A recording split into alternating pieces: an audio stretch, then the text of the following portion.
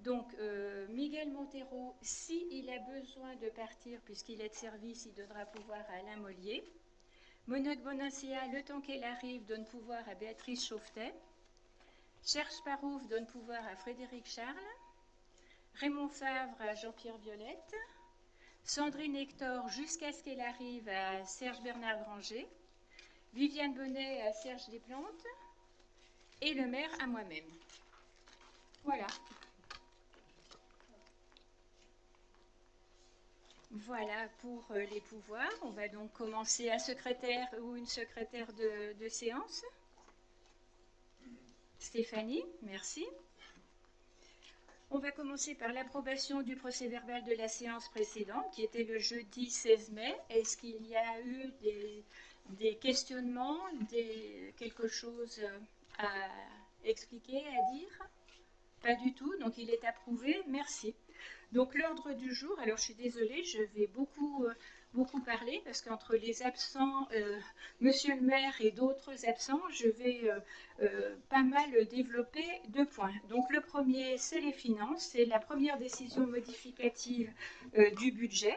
Donc elle retrace, comme on dit d'habitude, les besoins qui sont apparus à ce jour et que l'on ne connaissait pas lors du budget primitif. Donc je vais vous faire prendre tout de suite la page 2 qui va expliquer ces nouvelles inscriptions. Donc en dépenses d'investissement, pour les opérations financières, elles sont mouvementées globalement à hauteur de moins 46 500. On les retrouve uniquement dans le chapitre 020 dépenses imprévues. Elle permet d'équilibrer cette décision modificative faute de recettes nouvelles suffisantes.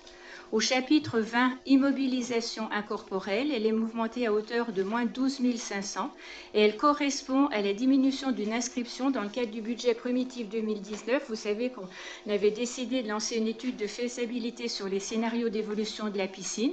Les résultats de la consultation étant inférieurs à l'inscription budgétaire primitive, on peut reprendre la somme de 12 500 sur ce chapitre. Le 21, immobilisation corporelle, là est mouvementé à hauteur de 180 000, donc plusieurs reprises. L'inscription nouvelle de 8 000 € au compte 21-28 pour les travaux du déplacement du rucher urbain. Une diminution de l'inscription budgétaire installation de voirie d'un montant de moins 230 000. Donc là, cela a été rendu possible grâce aux résultats de la consultation concernant la réfection définitive du giratoire. Donc les travaux sont en cours, rue Joseph Béard, boulevard d'Agan. Et cette reprise de crédit nous permettra, vous le verrez par la suite, de financer les travaux complémentaires sur les opérations 12 et 59. Un crédit complémentaire au compte 2183, 2 000 € pour financer des équipements dans le cadre de la mise en place des réseaux sociaux et un crédit complémentaire de 40 000 €, autre immobilisation corporelle, pour l'acquisition du matériel au snack de la piscine, d'équipements de type pistolet à impulsion électrique pour la police, et des radios pour la communication entre la gendarmerie et la police et de matériel indispensable au restaurant scolaire et compléments d'équipement pour l'espace de convivialité au stade Jean Dunand. Après, il y a des opérations ciblées d'investissement qui font l'objet de modifications. L'opération 10 équipements sportifs, une somme de 53 000 est inscrite sur ces décisions modificatives afin de permettre de compléter le financement de l'espace de convivialité dont on parlait au stade Jean Dunand. C'est des équipements complémentaires. L'opération 12, aménagement des zones de loisirs, on ajoute une somme de 170 000 sur cette décision pour compléter le financement de l'opération d'aménagement du jardin de centre-ville. Compte tenu de la nature de chantier, vous savez que des travaux complémentaires ont été rendus nécessaires afin de conforter et sécuriser les murs d'enceinte du site. Opération 59 déplacements doux, on ajoute 122 000 €. Là, il faut compléter l'inscription du budget primitif. Contrairement au point d'avant, là, les résultats de la consultation étaient un peu plus élevés pour l'aménagement de la rue René Cassin et l'aménagement de la route de la Fulie. Donc, on est sur une décision modificative consacré aux opérations spécifiques de 345 000 €. On est sur des dépenses d'investissement de 106 000 €. On l'équilibre bien évidemment avec des recettes. Au chapitre 13, on a une somme globale de 106 000 € qui est inscrite. C'est une inscription nouvelle de 32 000 € sur les subventions d'État au titre des travaux dans le cadre du contrat Natura 2000. Une inscription nouvelle de 74 000 €. C'est une subvention des départements au titre de la participation du conseil départemental pour les travaux d'aménagement du carrefour Joseph Béard et boulevard Dagan. Donc on est bien en recette à 109 000 € pour ces recettes d'investissement. 106, pardon, oui, excuse-moi, 106 000 €. Donc, elle est donc équilibrée en dépenses et en recettes. On a débattu de ce dossier en commission finances du 27 juin. Et avant de vous demander de l'approuver, est-ce qu'il y a des questions à ce sujet, au sujet de cette première DM? Oui.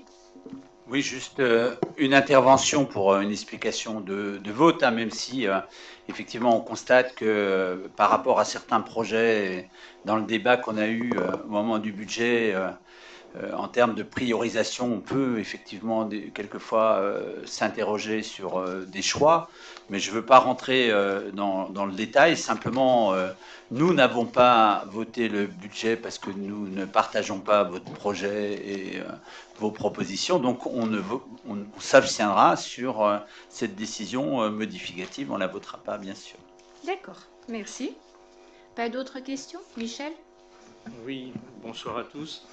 Donc, sur l'étude concernant la piscine, donc est-ce que l'on aura bientôt les résultats, savoir quand est-ce qu'on va savoir? Tu as vu là ce qui est mentionné, c'est que la consultation a donné des résultats moins chers, et maintenant on n'est pas encore au résultat de l'étude. Je ne peux pas te dire là à l'instant T, mais évidemment, c'est une demande, quoi. Bien sûr, évidemment, quand l'étude sera terminée et qu'on aura des résultats, ils seront communiqués en temps et en heure au Conseil. Et comme pour les deux opérations 10 et 12, d'avoir un bilan définitif de ces deux opérations.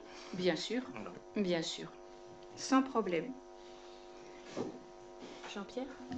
Oui, moi je me félicite qu'on puisse mettre un budget pour la police et la gendarmerie pour la liaison entre les deux organismes, et puis l'achat du pistolet à impulsion électrique aussi qui était fortement demandé. Ouais. Donc je trouve que c'est un bon investissement et qu'il fallait le voter.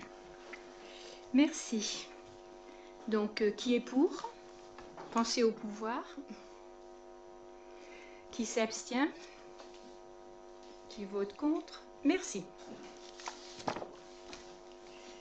Alors après, toujours en finance, l'entretien de l'orgue de l'église Sainte-Agathe. Donc vous savez que l'orgue de l'église a été remis en fonction en 2018 après tous les travaux que l'on a pu faire, et on a signé un contrat avec une société, Organotech, pour lui confier l'entretien de cet orgue. Donc cette société s'engage à venir 2 fois par an. Et on a le contenu technique de la mission. Ce contrat s'élève à 960 € TTC. Et on peut demander une subvention annuelle estimée à peu près 40% du coût de cette maintenance à la Direction régionale des affaires culturelles. Donc on va déposer un dossier de demande de subvention. On en a parlé en commission vie culturelle et finances. Et là, je vais vous demander si vous êtes d'accord pour demander cette subvention. Qui est contre? Qui s'abstient? Merci. Les travaux, Serge? Oui, alors, donc travaux syndicat énergie et aménagement numérique de la Haute-Savoie, enfin donc le SIAN, travaux de mise en souterrain des réseaux de distribution publique d'électricité, d'éclairage public, télécom, indication rue René Cassin, donc c'est sur la voie verte qu'on doit aménager. Approbation d'un plan de financement de ces travaux avec la participation financière de la commune à cette opération. Donc, dans le cadre de l'aménagement de la voie verte rue René Cassin, du garage Peugeot du nouveau giratoire, et en prévision des travaux à engager, le SIAN, donc de la Haute-Savoie, a été sollicité pour étudier et programmer la mise en souterrain des réseaux secs sur ce secteur, donc l'éclairage public et les télécommunications. Donc ces travaux seront exécutés par le SIAN qui dispose de la compétence pour les effectuer suivant le plan de financement approuvé 6 juin en annexe. Donc il est précisé que le coût estimatif des travaux s'élève à 330 097 € répartis de la manière suivante. participation du CIAN 118 703 €, d'où une charge nette pour la commune de Remilly de 211 394 €, à laquelle s'ajoutent les frais généraux de 3% calculés sur le montant global de l'opération, soit 9 902 €. La commune a fait le choix de financer cette opération sous forme de fonds propres et non pas sous la forme de versement d'annuité au CIAN. La commune s'engage à verser au CIAN 80% du montant des frais généraux, 3% du montant TTC, des travaux et honoraires divers, sous la forme de fonds propres après la réception par le CIAN de la première facture de travaux.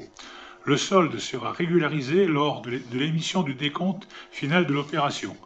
Donc il est précisé que les crédits correspondant à l'opération globale au raconte des frais généraux évoqués ci-dessus sont inscrits au budget 2019. Donc la commission de finances et développement interne a débattu de ce dossier en date du 27 juin 2019.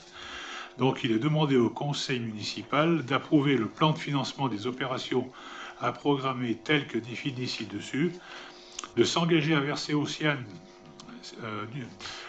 sa participation financière à cette opération dans les conditions décrites ci-dessous. Donc voilà, s'il y a des questions, c'est une procédure qui revient systématiquement dès qu'on fait de l'éclairage public, parce que le CIAN a la compétence pour faire la maîtrise d'œuvre de ces travaux. Oui. Moi, je repose la question que j'ai posée en commission des finances. On enterre combien de mètres là? Parce que ma réaction, c'est ça fait un paquet de pognon, quoi. Voilà. On est sur combien de mètres? Ah ben on est sur, moi j'ai pas le linéaire là, disons c'est sur le, on part du garage Peugeot jusqu'au giratoire, tout le long, quoi. Côté, ouais. Oui. Comment? Non, mais plus loin, jusqu'à l'extrémité, devant le restaurant chinois, jusqu'à ça. Alors, Serge, dis-nous exactement, c'est quel rond-point, quel giratoire dont on parle? Pour Garage Peugeot. Pour moi, c'est jusqu'à la sortie, oui, parce que tout ce qui est enterré, il faut dire, voilà. Alors après, il y a une partie qui doit être déjà faite. Alors après, je sais pas, il faudra avoir un plan pour vous le faire voir, mais j'ai pas tous les linéaires sous les yeux. Après, donc ça, c'est une maîtrise d'œuvre du CIAN. C'est le CIAN qui a lancé sa consultation. Bien sûr, oui. Donc ils étaient en dessous de l'estimatif qu'ils avaient fait. Voilà. Comment? Oui. Alors après, moi, il faudrait regarder un sous-détail de travaux. Hein. Donc ça comprend les tranchées, ça comprend il y a pas mal de choses. Hein. Ah oui, mais la décomposition, là, vous avez dans votre dossier le plan de financement, le programme. Mais comme je le disais, on n'a pas les mètres linéaires. Moi, si les mètres linéaires, je pourrais vous les donner. Hein. Mais ce soir, je les ai pas. Voilà. Ils sont pas là. On prend note de la question et puis on essaiera d'apporter une réponse. Je l'avais posé en commission des finances, hein, c'était aussi pour avoir la réponse. Après, ça, c'est des travaux que le CIAN maîtrise totalement et c'est lui qui les paye. Hein. Après, moi, je peux pas. Donc, Bien, écoutez, on note ça, tu fais voter. D'autres questions? Passe au vote. Donc, s'il y a des gens qui sont contre, est-ce qu'il y en a qui s'abstiennent? Je vous remercie. Merci.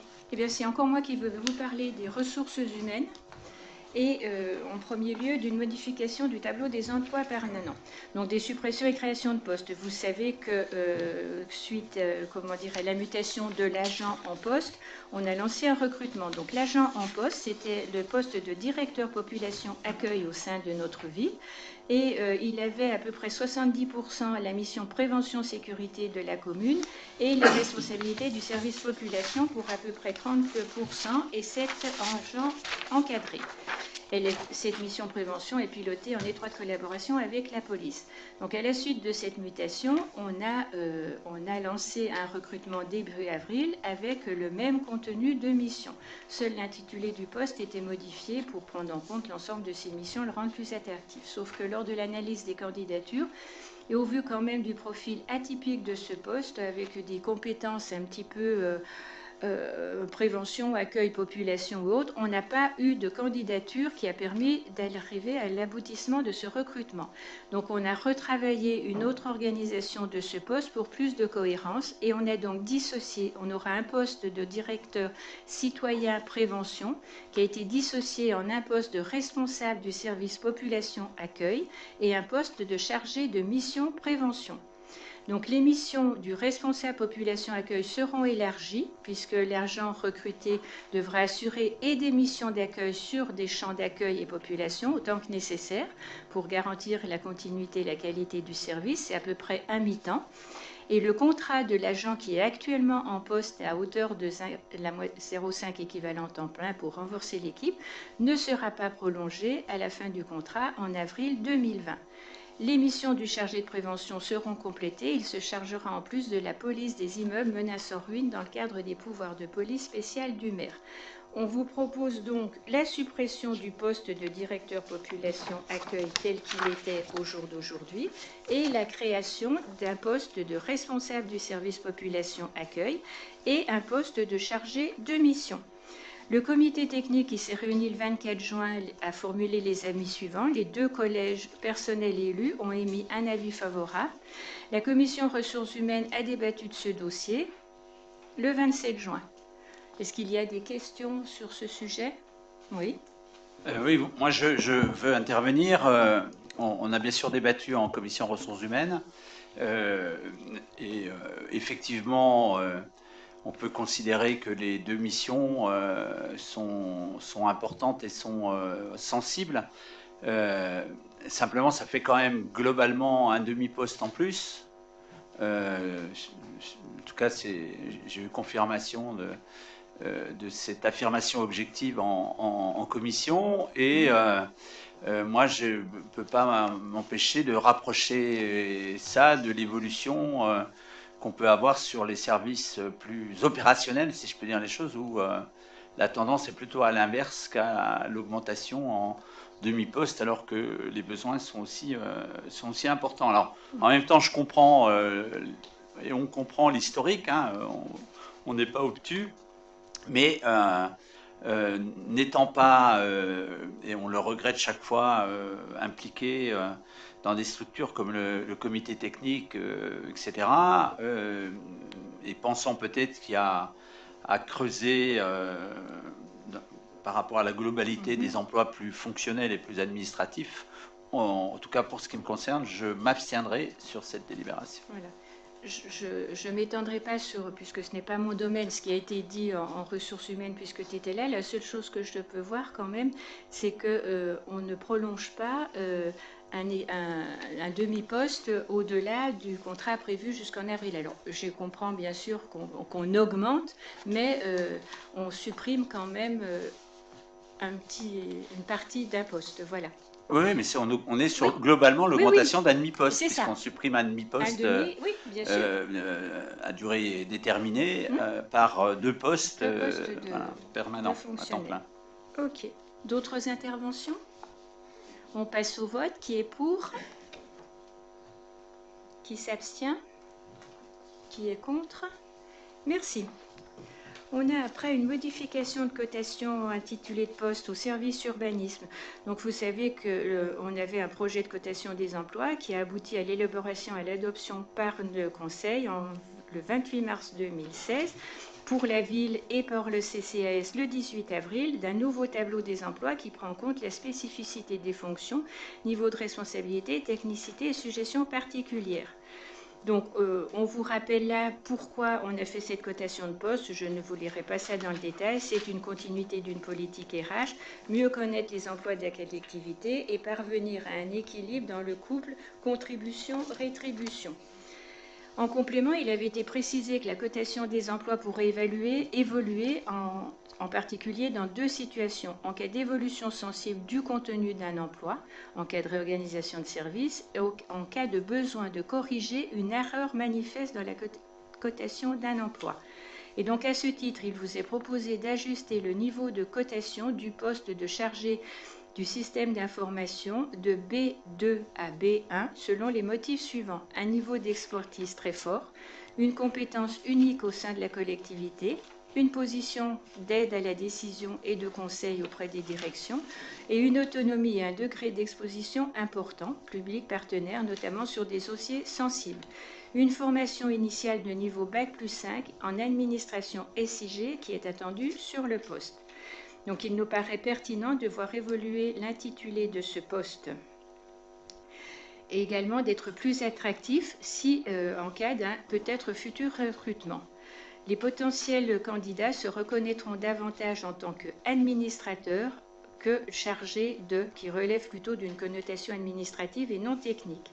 Donc c'est dans ce cadre-là que l'on vous propose de l'évolution suivante. Donc vous avez la situation du poste actuel, la proposition, donc administrateur administratif du système d'information géographique. Vous avez la cotation B1, comme on le disait.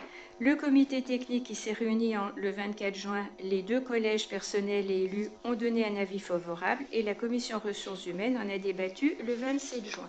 Est-ce qu'il y a des questionnements à ce sujet ? On est dans le travail RH pur et dur.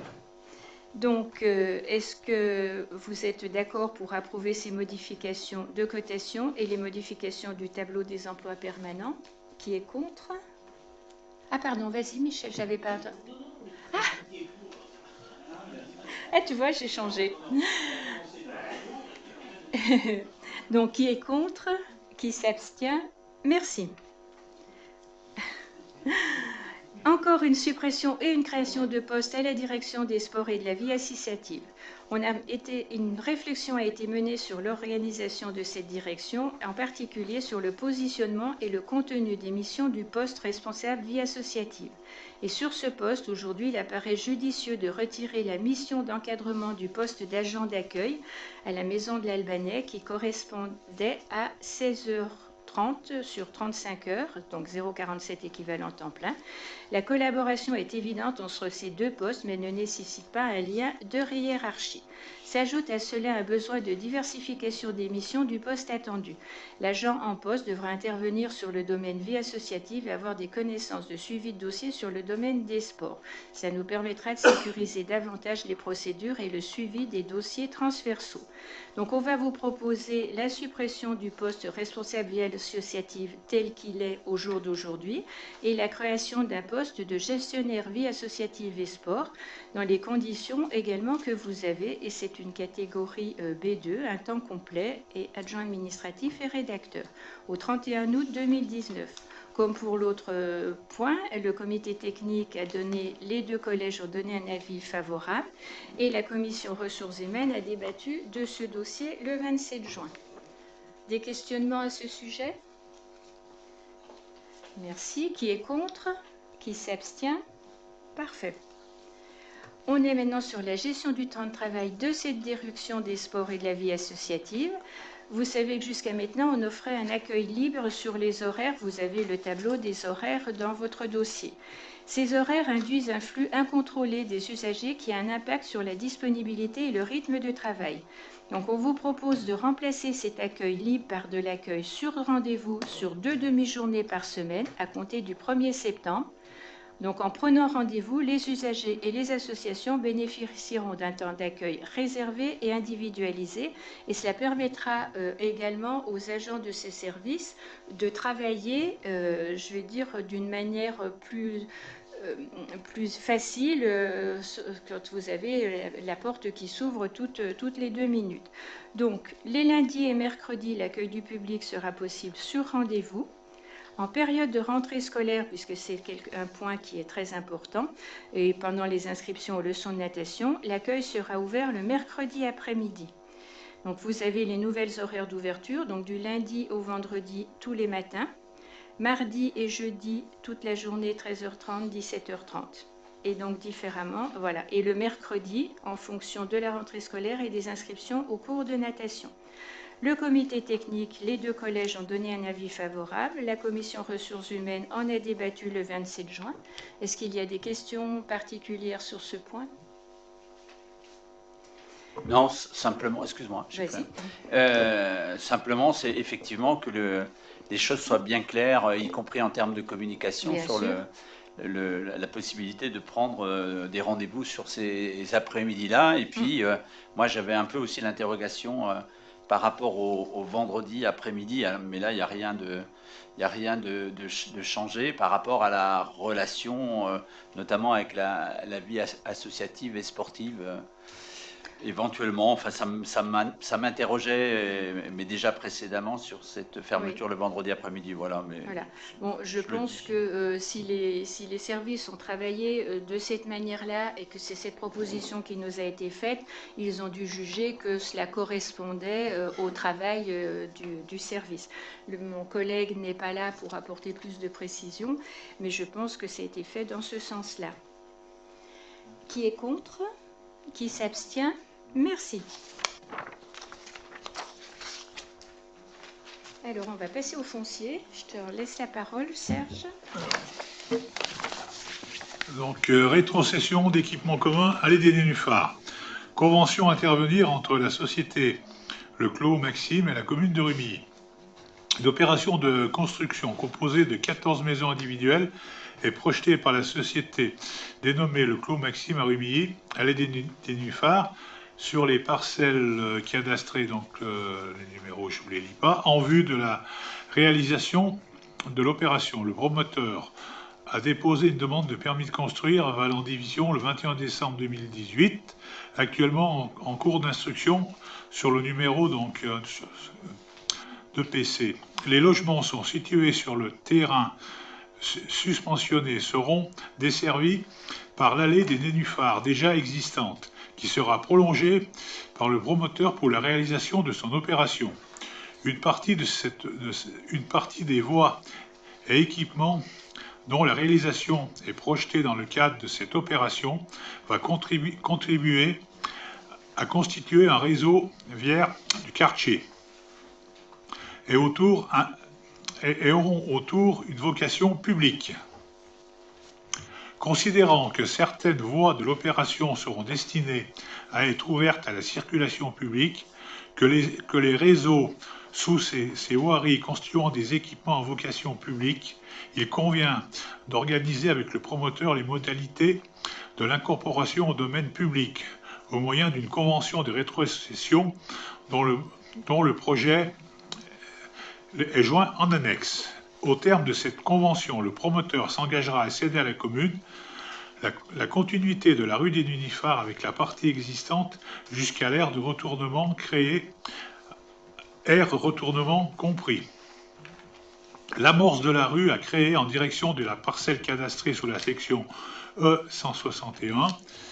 Par ailleurs, le promoteur accordera une servitude de passage public à la commune sur le trottoir de l'opération de l'aire de retournement et de la zone naturelle le long de la néphase.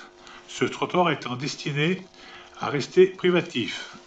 Sur le cheminement piéton aménagé le long de la néphase avec vocation de liaison piétonne le long de la rivière. Enfin, le promoteur accordera à la commune une servitude de tréfonds sur une largeur de 3 mètres pour la continuité des réseaux humides entre l'antenne privative de la parcelle cadastrée sous la section 161 en limite. Il est notamment prévu au terme de cette convention l'association est de la commune à toute étape de contrôle, d'exécution et de la réception des travaux ainsi que la clause résolutoire en cas de non-respect de ses obligations par le promoteur. La rétrocession sera effectuée à l'euro symbolique, les frais de notaire étant à la charge de la commune. Donc la commission d'urbanisme, déplacement et transport a débattu du dossier en date du 17 juin 2019. Donc il est demandé au conseil municipal d'approuver les termes de la convention de rétrocession des équipements communs à intervenir entre la société Clos Maxime et la commune de Rumilly, d'autoriser le maire à la signer d'acquérir les voiries suspensionnées moyennant l'euro symbolique dans le respect des termes de cette convention, de classer les dites parcelles dans le domaine public de la commune après aménagement, d'autoriser Monsieur le maire à signer tout acte nécessaire à l'exécution de cette convention, notamment tout acte acquisition et ou de constitution de servitude. Donc il y a un petit plan, il y a des plans annexes de la convention. Tout le monde voit où ça se situe, c'est sur la route de 7 ans, quand vous descendez sur la gauche. Donc s'il n'y a pas de questions, on passe au vote. Est-ce qu'il y en a qui sont contre? D'autres qui s'abstiennent. Donc je vous remercie.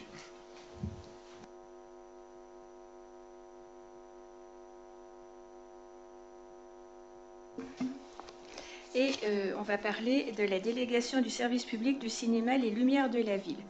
Donc vous avez dans votre dossier le rapport du délégataire. Vous savez qu'on a un contrat qui a été signé pour cette exploitation du complexe cinématographique le 27 mai 2015 avec la SARL Écran pour tous et la commune.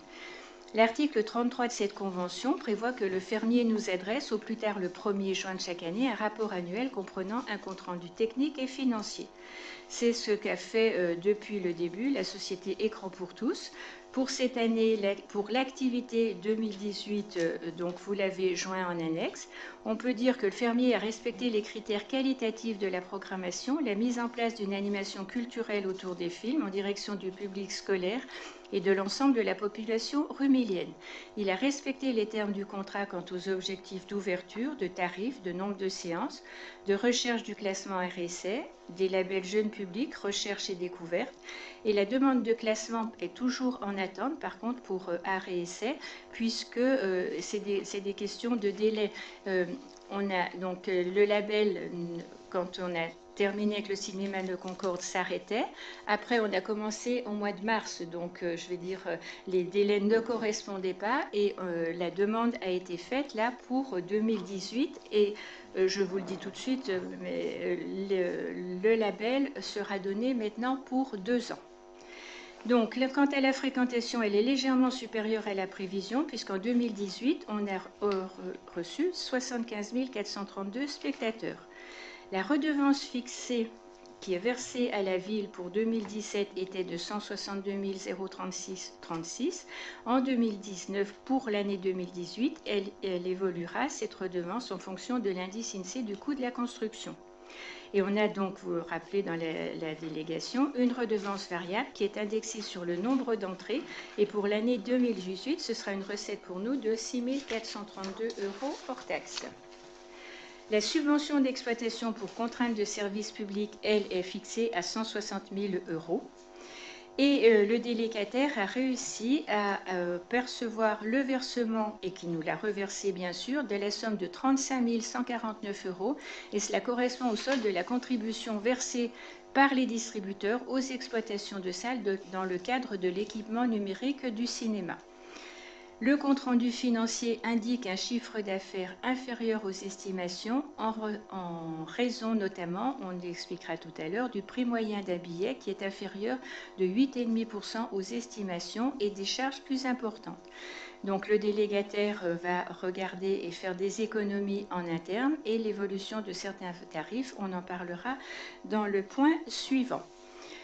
Voilà, on en a discuté en commission vie culturelle, en commission consultative des services publics locaux. On en a débattu donc le 12 et le 26 juin 2018. Avant de vous demander d'approuver ce rapport, est-ce qu'il y a des questions? Je pense que vous en avez pris connaissance. Est-ce qu'il y a des questions à ce sujet? Oui, Michel? Oui, en ayant donc lu le compte-rendu, oui, ça m'a interrogé en disant... Pardon ? Non. Nous avons eu des coûts de réparation et des dysfonctionnements qui ne sont pas normaux pour un bâtiment neuf et certains d'entre eux ne sont toujours pas résolus. Donc, oui. Est-ce que c'est au délégataire de résoudre ces problèmes ou est-ce que c'est à nous? Parce qu'il y a quand même des choses comme les problèmes avec les éclairages de secours, les problèmes de chauffage, la mise aux normes des extincteurs. Oui, c'est toutes des choses quand même qui interviennent sur la sécurité du bâtiment. Bien sûr. Et donc, est-ce que c'est vraiment au délégataire de répondre à ça ou Non, mais c'est à nous? ça, c'est le rapport annuel de la délégation Oui. pour 2018. Donc, il est fait état Oui. de Bien tout sûr. ça. Évidemment Oui. qu'au fur et à mesure, des choses ont été regardées et Heureusement. actées et faites, bien sûr, par nous, communes de Oui, oui. Rully. Hein, bien Oui. évidemment. Bien évidemment. Après, comme tu l'as vu également, il est mentionné que, je vais dire, les charges comment dire, ont été peut-être sous-évaluées au départ, surtout dans les coûts électricité ou autres. Et, Ouais, bah, ça, c'est- et donc, on avait fait une étude avant de lancer ce chantier du cinéma par un bureau d'études qui nous avait estimé à peu près les coûts après de fonctionnement. On est arrivé là, on a une réunion fin juillet, là ils ont fait un rapport sur les 2 années de fonctionnement et là ils doivent nous présenter ça et on verra, on discutera avec eux pour voir éventuellement qu'est-ce que l'on peut faire, modifier ou autre pour arriver à un autre résultat. Bien sûr, bien sûr. Voilà. D'autres questionnements là-dessus? On reparlera peut-être des tarifs après, puisqu'on aura le poste à voter. Donc, est-ce que je peux vous demander d'approuver le rapport annuel 2018 de cette délégation du cinéma Les Lumières de la Ville? Qui est pour? Qui est contre? Qui s'abstient? Une abstention, merci. Donc maintenant, on va vous demander d'approuver le versement de la subvention pour contrainte de service public au titre de l'exercice 2019. Donc je ne vous rappelle pas les 2 premiers paragraphes, puisque c'est ce que l'on vient de dire tout à l'heure. Et donc, pour l'année 2019, au vu de l'annexe 2, compte d'exploitation prévisionnelle du complexe, établi sur la durée du mandat pour le contrat de DSP, le montant de la subvention pour contrainte de service public s'élève à 160 000 €. On en a débattu au cours de notre commission ville culturelle et au moment de la commission consultative des services publics locaux. On a contrôlé donc la bonne utilisation de cette subvention, comme vous l'avez vu dans le dossier. Est-ce qu'il y a des questionnements? Donc je vous fais passer au vote. Il est demandé au Conseil d'autoriser le versement de cette subvention au titre de l'année 2019 pour un montant de 160 000 € à la société SARL Écran pour tous. Qui est pour? Qui s'abstient? Qui est contre? Merci. Voilà, on va rentrer dans le 3e chapitre, la modification d'un tarif dans la grille tarifaire. Donc ce contrat date du 27 mai 2015 avec la société Écran pour tous. Donc il était mentionné à l'article 26 que les tarifs applicables aux usagers sont proposés par le fermier et approuvés par la collectivité en assemblée délibérante. Le fermier doit proposer une tarification attractive répondant à l'objectif d'ouverture du cinéma au plus grand nombre. Les tarifs doivent être établis de manière cohérente avec les services culturels de la ville d'une part et en regard des autres salles situées à proximité. Donc, dans son rapport pour l'année 2018, le fermier propose une augmentation des tarifs applicables aux enfants de moins de 14 ans en le passant de 4 € à 4,50 €. Pourquoi ce tarif alors, déjà, pourquoi? Si vous voulez, quand cette DSP a été travaillée au moment avant l'ouverture du cinéma, ce tarif de 4 € n'a pas été anticipé parce que ce n'était pas un tarif qui existait au niveau national. Ça a été une demande à un moment donné du CNC pour rendre attractif le cinéma pour les jeunes. Donc on peut dire que le délégataire n'a pas pu anticiper cette démarche de tarif à 4 € puisque ce n'était pas actuellement dans ce que l'on voulait faire. Donc il l'a appliqué, bien sûr, c'est quelque chose qui fonctionne très bien. Tout le monde s'en est emparé, mais comme je vous le disais tout à l'heure, cela fait baisser le prix moyen d'un tarif où on l'estimait dans la DSP à 6,50 € à peu près et où on est à 5,90 €, quelque chose comme ça.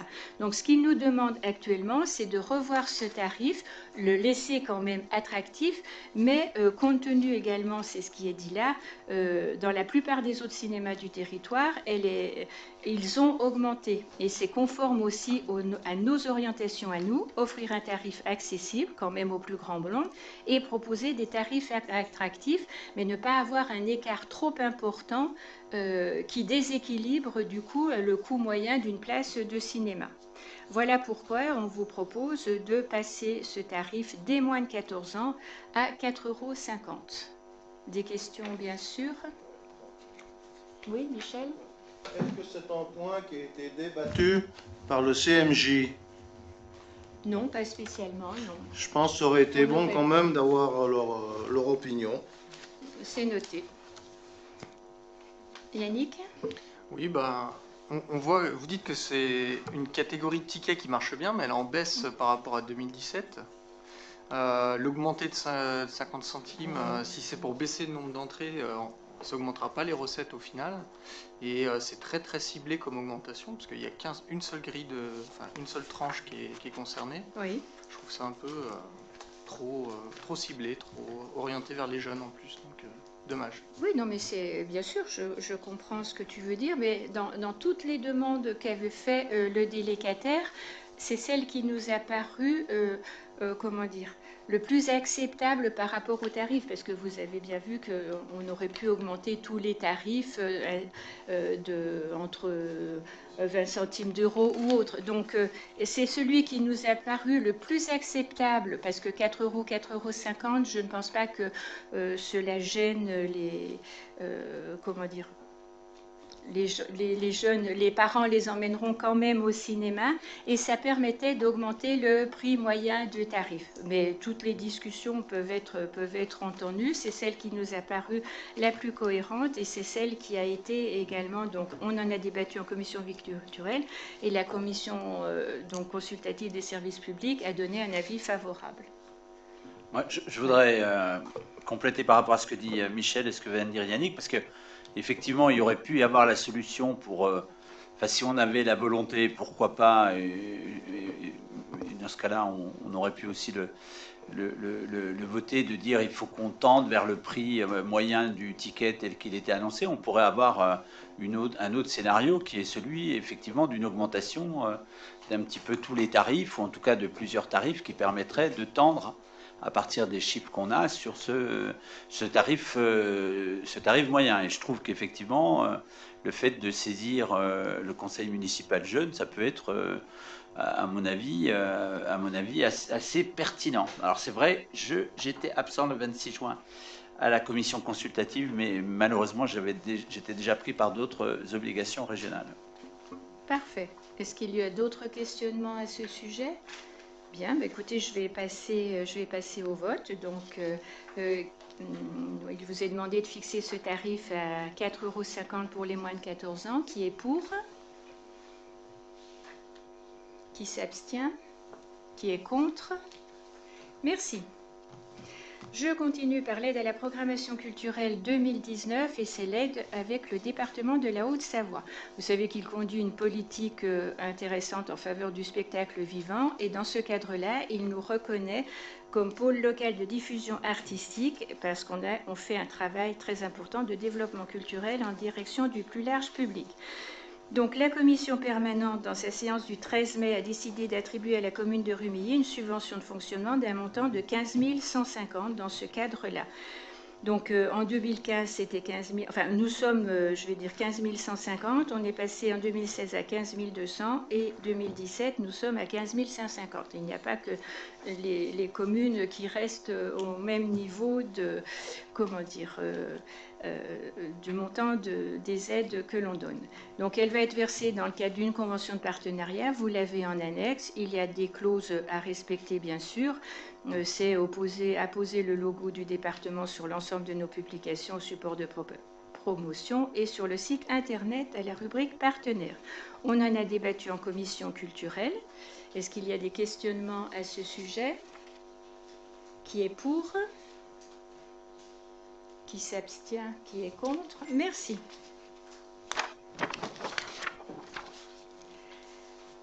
Je vais passer maintenant au musée. Un avenant numéro 2 à la convention cadre 2017-2021 avec l'association Réseau Empreinte.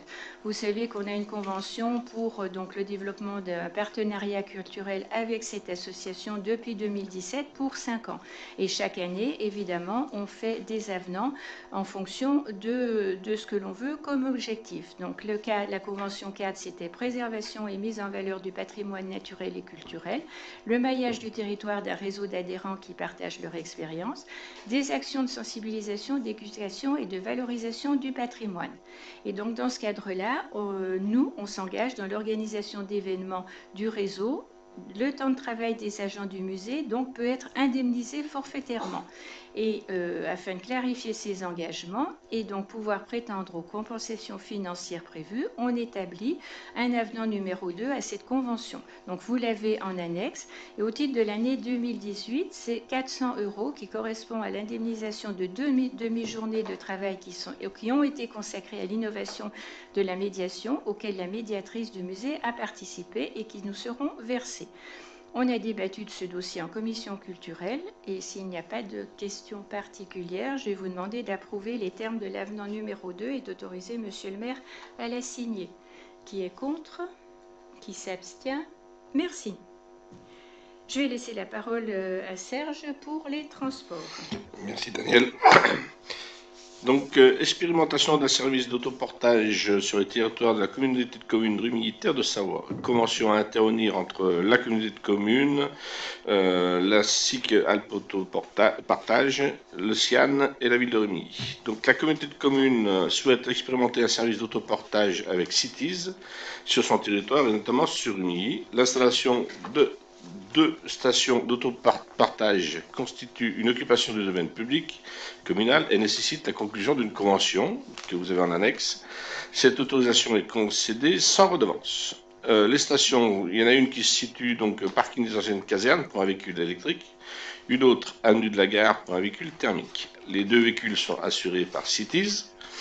Un totem et un marquage au sol sont réalisés à la charge de la communauté de communes. Voilà. Cette convention vise également à définir les modalités opérationnelles, techniques et administratives et financières de ces services avec donc le CIAN, qui est le syndicat des énergies, vous en avez entendu parler tout à l'heure, et l'opérateur Cities. Sa durée est définie sur une phase expérimentale de 2 ans, qui est prolongeable par tacite reconduction sans pouvoir excéder 4 ans. On en a débattu à la commission environnement développement durable le 18 juin 2019. Y a-t-il des questions? Juste une petite remarque complémentaire. Vous savez que la communauté de communes avait déjà lancé la consultation il y a quelques temps en arrière et que suite à l'interpellation de la ville de Rumilly, pour qu'il y ait un véhicule électrique dans ces 2 véhicules, ils ont revu leur dossier et c'est pour ça qu'on a aujourd'hui un véhicule électrique entre les 2 parce qu'à la base était parti sur 2 thermiques. Donc ils ont retravaillé suite à notre intervention à la communauté de communes. Je les remercie. Il y a aussi le CIAN qui est revenu sur sa position, parce qu'il ne voulait pas... Suite à notre interpellation, ils sont revenus sur... Oui, bien sûr. Donc, il est demandé au Conseil d'approuver les termes de la convention à intervenir entre la communauté de communes, Alpes Autopartage, le CIAN et la ville de Rumilly. Y a-t-il des gens contre? Des abstentions? Merci pour la planète. Tu continues avec l'environnement? À notre échelle. Il n'y a pas de petits gestes.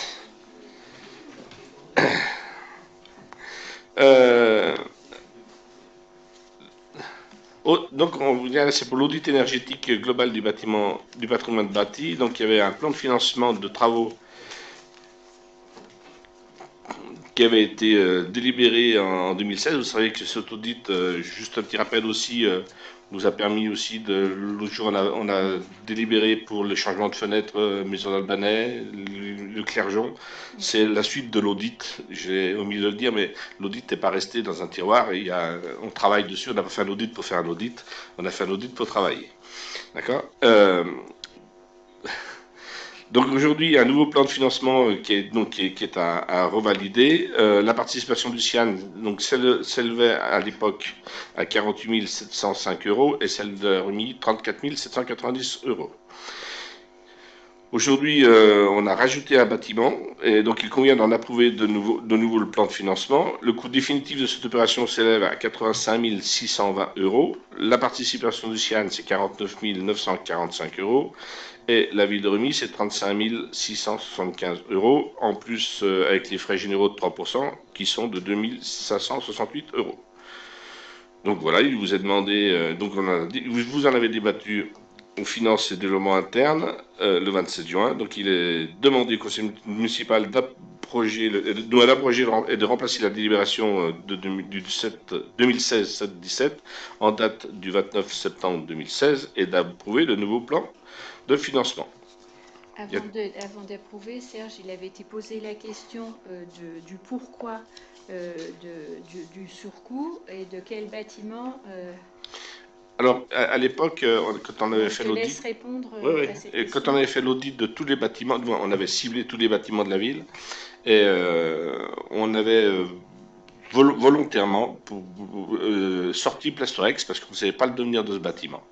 Aujourd'hui, on l'a réintégré parce que ça nous permettra éventuellement d'avoir une réflexion sur son avenir et justement une audit énergétique sur ce bâtiment-là. Voilà, c'est Plasto qui est rentré dans la boucle qu'on avait à l'époque pas oublié, mais sorti volontairement parce qu'on ne savait pas ce qu'on allait en faire à l'époque. Voilà. Merci de la réponse. Donc, il vous a demandé d'approcher, de remplacer. Qui est pour Je vais vous faire lever les mains. Des abstentions? Des contre? Merci. On passe à la pêche maintenant. Oui, on va aller assez vite. Je vais pas essayer de synthétiser vite fait. Droit de pêche sur l'ensemble des rives et des propriétés communales, il y a intervenir entre l'APPMA et la commune de Remy. L'association, donc si vous voulez, dans le cadre de la mise en œuvre du nouveau plan départemental pour la protection des milieux aquatiques et la gestion des ressources piscicoles, outil réglementaire destiné à maintenir les ressources piscicoles en lien avec la préservation des milieux aquatifs, la PPMA a adressé un courrier en mairie du 23 mai 2019, une demande à la ville pour céder les droits de pêche. Donc on a fait l'inventaire de ces parcelles et un plan est joint en annexe avec toute la liste des parcelles qui sont concernées. Donc aujourd'hui, il nous est demandé d'approuver les termes du bail de location de droit de pêche à intervenir entre la PPMA et la ville de Remy. On en a débattu en commission environnement et développement durable le 18 juin. Voilà, il n'y a rien de... C'est juste une formalité pour que les gens puissent aller pêcher tranquille au bord de l'eau. C'est plus facile pour pêcher au bord de l'eau qu'ailleurs. Au bord de l'eau, c'est mieux, oui. Excusez-moi. Oui, Michel. Oui, donc c'est une interrogation pour les privés qui sont au bord de l'eau. Comment ça se passe? Eh bien, ils ont la même démarche que nous. Là, la PPMA nous sollicite, nous, parce que pour nos propriétés, après, ils ont la même démarche pour les privés. Peut-être, je ne peux pas te dire ça. Ils ont peut-être le droit de refuser, oui, certainement. Mais après, c'est aussi d'avoir un accès normalement au de la mer.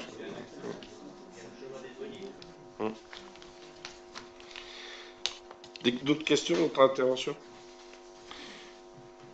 Donc, il nous a demandé d'approuver les termes du bail de location de droit de pêche à intervenir entre la PPMA et la commune de Remy et d'autoriser M. le maire à le signer. Qui est pour? Abstention? Contre? Je vous remercie pour les pêcheurs. Voilà, un point sur l'intercommunalité avec la modification des statuts de la communauté de communes.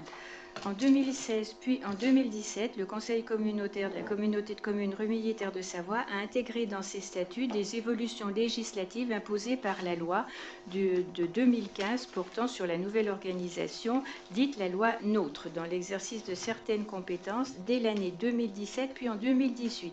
Aujourd'hui, de nouvelles modifications s'imposent pour mettre ces statuts en conformité avec ces obligations législatives. Donc, il est proposé la modification de celle-ci, telle que présentée dans le document joint en annexe. Et il y a deux Deux principales raisons. En ce qui concerne la compétence obligatoire en matière d'accueil de gens du voyage, elle a été récemment complétée comme suit: création, aménagement, entretien et gestion des aires d'accueil des gens du voyage, des terrains familiaux locatifs. Bon, je vous passe la suite de la loi qui est du 7 novembre 2018, qui est relative à l'accueil des gens du voyage et de la lutte contre les installations illicites.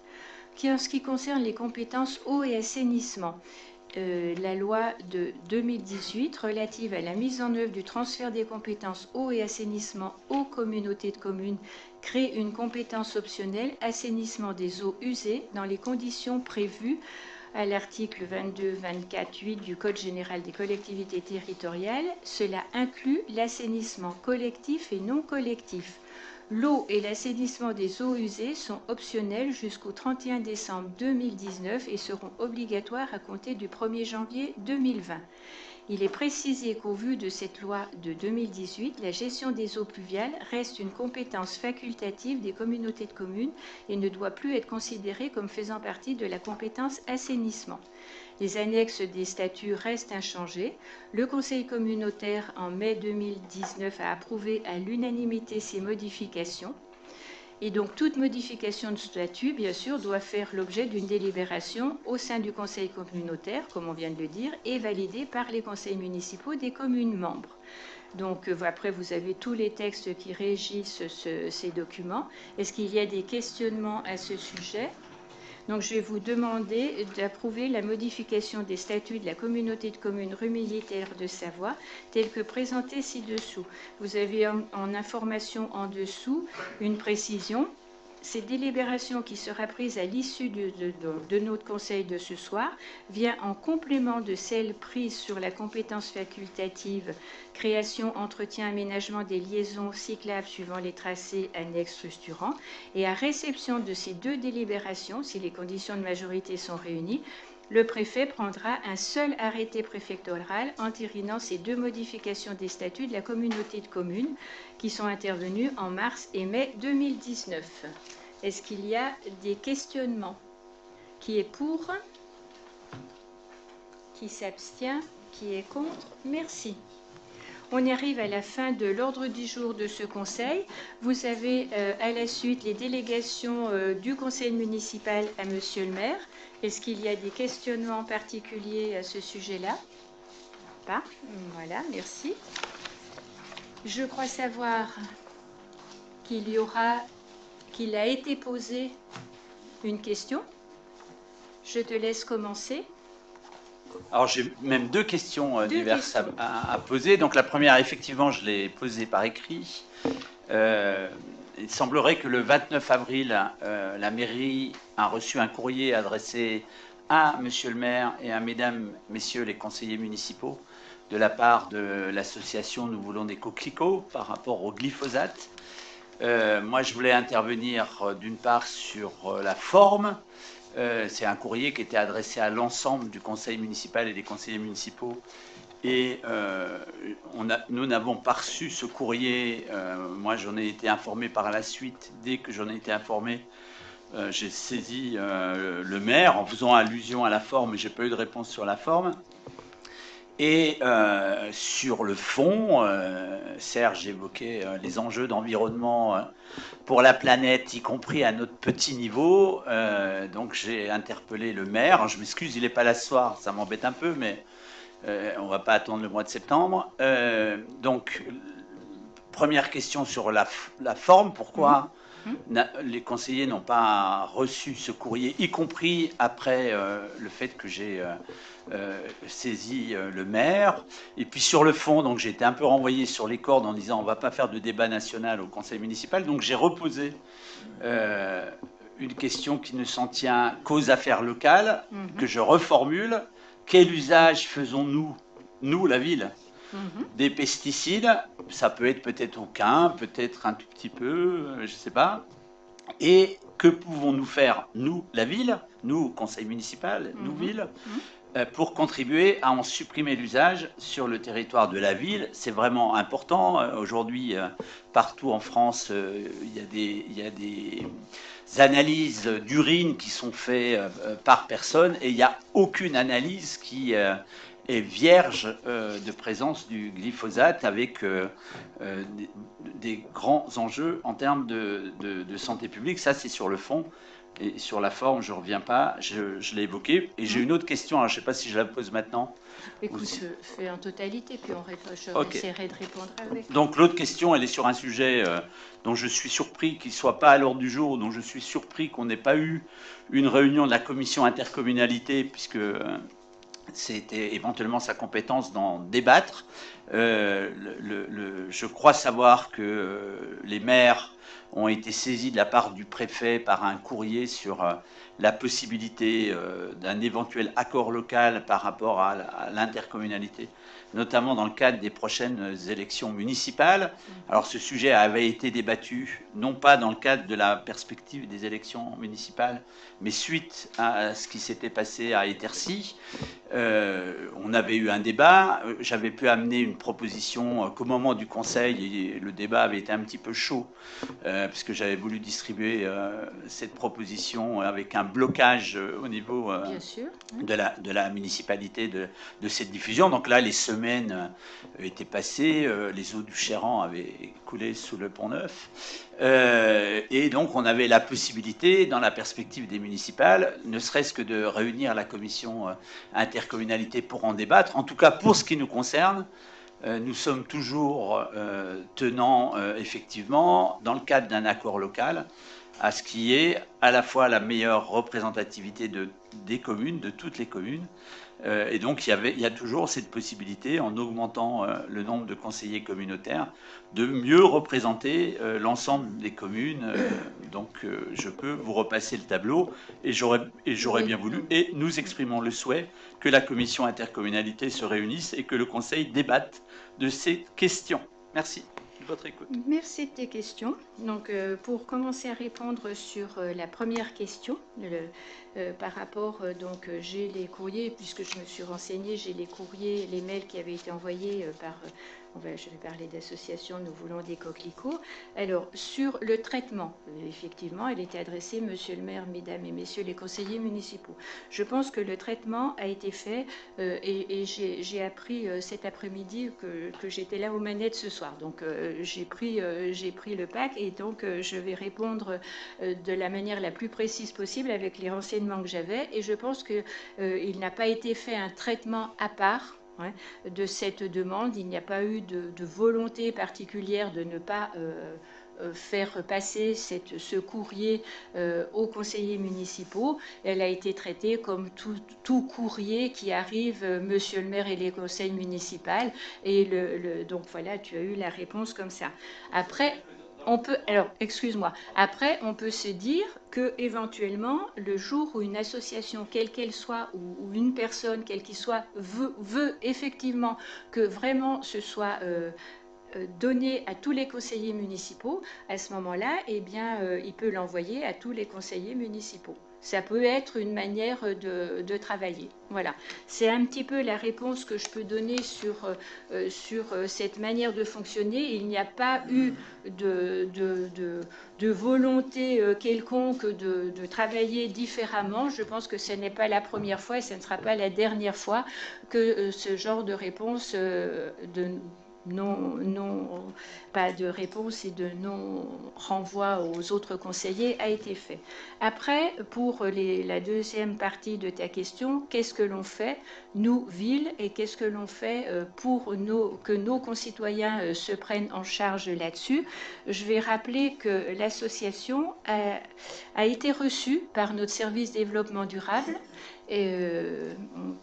donc par Emmanuel Lampin, et donc l'association a été informée de ce qui se faisait au niveau de la ville aujourd'hui, donc pour la ville elle-même et par rapport à l'information de nos citoyens, comment traiter ce sujet. Et ce que l'on m'a aussi dit cet après-midi, c'est que l'entretien s'était très bien passé et que les personnes avaient été déjà très étonnées du niveau de traitement de ce sujet pour nous, ville de Rumilly.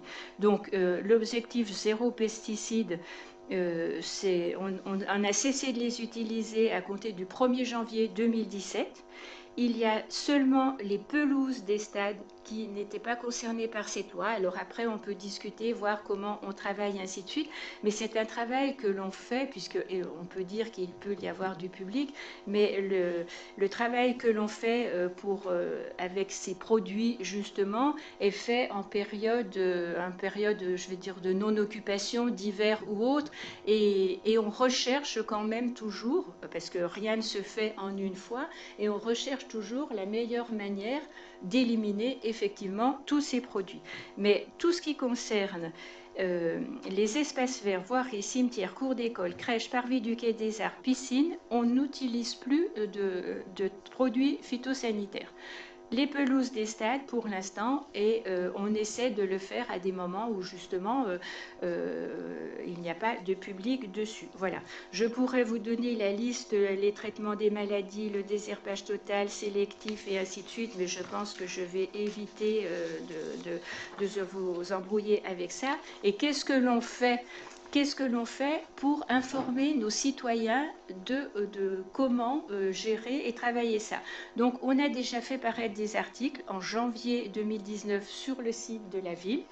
Et après, sur le rumilly.com, en mai 2019, le numéro 87, comment faire un jardin sans pesticides.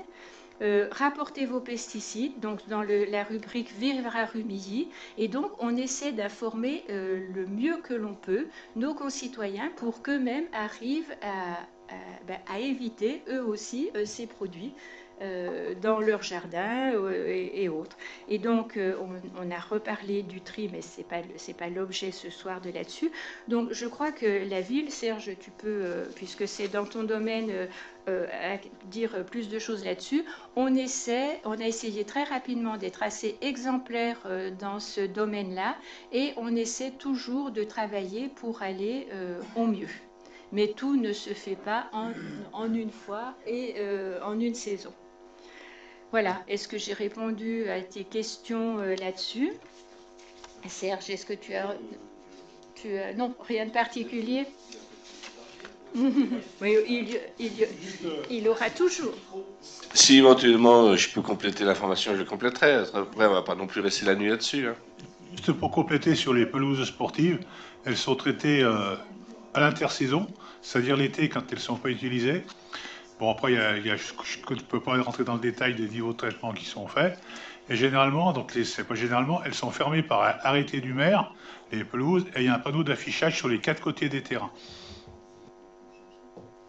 Alors déjà, merci de ces précisions et de cette information générale. Moi, je voudrais revenir, sur la forme. En tout cas, nous, on exprime le souhait que quand un courrier est adressé à monsieur le maire et le conseil municipal, je pense qu'aujourd'hui, les courriers sont scannés, donc ça ne coûte pas grand-chose, même si ça coûte peut-être un peu d'énergie. C'est aussi un enjeu en termes d'environnement, mais de le diffuser ou de le rendre accessible sur l'extranet. Je pense que, en tout cas, nous exprimons au niveau de notre groupe ce souhait, et ça me semble assez logique. Et on a déjà eu, y compris pendant cette mandature, des courriers qui ont été diffusés aux conseillers municipaux. Il y avait même eu un débat pour savoir si les chefs de groupe pouvaient récupérer les courriers des autres membres du groupe. Je ne vais pas revenir là-dessus. Et puis, sur le fond, ça peut être aussi là l'objet d'un débat avant en commission, et je ne veux pas trop m'attarder non plus, mais je pense que, en tout cas, nous, on souhaite qu'on étudie les possibilités d'être vraiment sur le zéro pesticide, y compris par rapport aux pelouses et aux terrains de sport. Et puis, qu'on affiche peut-être, en tout cas on l'exprime, cette volonté et cette attitude en en invitant fortement au zéro pesticide, y compris, je pense notamment y compris par rapport à ceux qui peuvent jardiner, cultiver, etc. C'est ce que je t'ai dit tout à l'heure. Et vraiment, alors j'entends, il y a eu des communications, j'ai bien entendu, hein, j'ai pris des notes, mais peut-être être encore plus dans une démarche proactive sur l'importance et l'urgence de supprimer ces pesticides. Voilà. Je rappelle également aussi qu'on a une semaine du développement durable, qui est un travail important fait. Mais on peut toujours faire plus. On prend note de tout ça et je pense que l'on est quand même une commune où, je vais dire, en ayant justement un service développement durable et un adjoint qui s'y rapporte, d'avoir cette volonté d'aller dans ce sens-là. Voilà. Oui, pardon. Excuse-moi. Oui. Qui est fait de mauvaises interprétations sur les pelouses sportives, parce qu'effectivement, il y a des traitements qui sont faits, je veux dire, à base de produits phytosanitaires. C'est pour éliminer des fois certaines plantes pour avoir une qualité de pelouse, mais c'est pas des produits qui sont à base de glyphosate. Hein. Parce qu'il ne faudrait pas qu'on dise demain matin qu'on met du glyphosate sur les pelouses sportives. Donc on est clair, on est clair sur la démarche. Il y a des produits qui sont employés sur les pelouses pour arriver à une certaine qualité de pelouse, mais ce n'est pas du glyphosate. Hein. Bien sûr. Voilà. Alors, non, dans tous les cas, le désherbage total des contours des terrains, donc c'est 10 litres, 20 litres annuellement. Voilà, j'ai le nom du produit, je ne vais peut-être pas le dire au conseil. Et voilà. Exactement. Et donc, c'est utilisé, je vais dire, d'une manière, évidemment, comme le dit Serge, c'est certains produits et pas d'autres, donc on fait très attention. Sandrine. Oui, peut-être un élément de réponse sur la forme. Il faut savoir que les courriers adressés en collectivité sont adressés de façon normalement impersonnelle à Monsieur le maire. Alors, certaines personnes, en effet, n'utilisent pas Monsieur le maire, mettent Monsieur le maire et le conseil municipal. Et en fait, c'est que quand les personnes disent qu'ils souhaitent que les courriers soient adressés à l'ensemble du conseil, que du coup c'est pris en compte. Non, parce que par défaut, c'est adressé de façon impersonnelle à Monsieur le maire. Oui, et bien c'est pris en compte comme Monsieur le maire, puisqu'en fait les courriers en collectivité sont adressés de façon impersonnelle à Monsieur le maire. Oui. Voilà. C'est marqué en fait, c'est précisé en fait sur l'adressage en fait et sur le site internet et sur tous les sur le papier en tête, etc. C'est précisé que les courriers adressés en mairie le sont de façon impersonnelle à Monsieur le maire. Donc après, c'est soit on précise la copie, c'est peut-être ce qui peut expliquer aussi qu'à certains moments en fait, selon le caractère et ce qui est marqué exactement dans le courrier, la façon dont c'est traité, ça a pu être renvoyé au conseiller ou pas, mais c'était pas de façon involontaire. Voilà. Exactement. Oui, enfin, je ne nie pas l'importance du maire dans une collectivité et son importance première au sein d'une collectivité. Je pense que quelquefois, il vaut mieux qu'il soit plus animateur que premier, d'ailleurs. C'est une vision personnelle. Mais le conseil municipal et les conseillers municipaux ne sont pas non plus rien, quoi. C'est ça que je veux dire. Même s'ils sont d'opposition ou de la minorité. Alors, tu as mal compris. C'est adressé de façon impersonnelle. Donc, ce n'est pas adressé à Monsieur le maire, c'est de façon impersonnelle. Donc, ce n'est pas parce que le maire est plus important, c'est que c'est la règle d'expression à une collectivité. Bien, voilà. On va, je pense que... Daniel, justement, pour clôturer, parce que on est quand même exemplaire. Je ne veux pas croire qu'on fasse n'importe quoi à la ville de Rumilly. Il y a une loi qui a été votée, elle est en vigueur, et cette loi dit bien que les pelouses de stade ne sont pas concernées de cette loi. Donc, on essaye d'être vertueux, comme le dit Serge, on ne met pas n'importe quoi comme produit dessus. On n'a pas envie d'empoisonner nos Rumilliens, on les aime trop. Donc voilà, je pense qu'on essaye de faire des choses, on essaye d'être, je dirais, au plus près de la réalité pour que notre santé des uns et des autres soit protégée.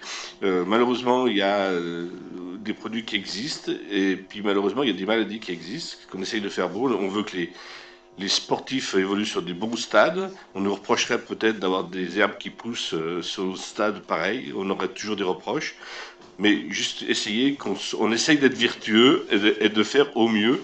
On essaye d'être, je dirais, au plus proche de notre planète. Bien, merci Serge. On va passer à la troisième question. Je rappelle simplement que, je veux dire, si on voulait rester dans les règles, elle aurait dû être posée comme les autres 2 jours avant. Mais bon, je vais quand même répondre voilà, à ce sujet-là.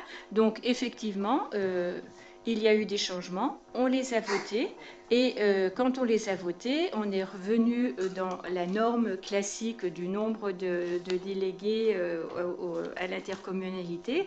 Et au jour d'aujourd'hui, il n'est pas question de revenir sur le choix que l'on a fait au moment où on l'a fait. C'est à la communauté de communes d'interpeller les communes et non pas les communes à interpeller la commune. Ah oui, c'est pas non, bien sûr, mais on pouvait, je l'ai vu, le courrier, je sais ce qu'il en est, mais la position de la ville de Rumilly, c'est que lorsque nous avons voté, nous l'avons voté, comme tu le dis, dans le cadre de la commune d'Étercy ou autre, mais le choix qu'on a fait là se positionnait bien évidemment non pas sur un temps défini, mais sur la période, comme tu le dis, peut-être au-delà jusqu'aux élections, enfin jusqu'aux prochaines élections. Voilà. Moi, je regrette que l'intercommunalité ne saisisse pas les maires. J'assume complètement mes propos, y compris en pensant que je suis aussi vice-président de l'intercommunalité, mais je le dis avec franchise.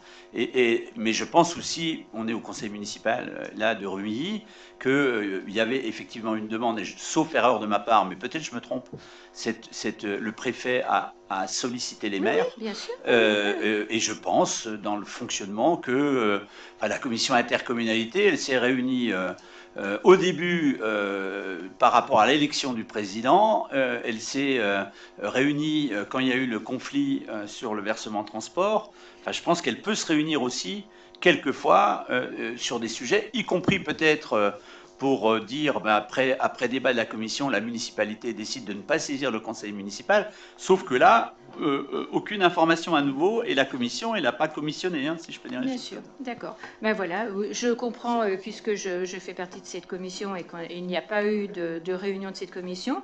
Voilà, au jour d'aujourd'hui, ce soir, la position de la ville par rapport à ce nombre de délégués à l'intercommunalité. Voilà. Eh bien, écoutez, je pense que l'on a terminé tous les questionnements de ce soir. Je vais simplement vous rappeler... Oui, je vais lever la séance, bien sûr, comme ça on n'est plus enregistré.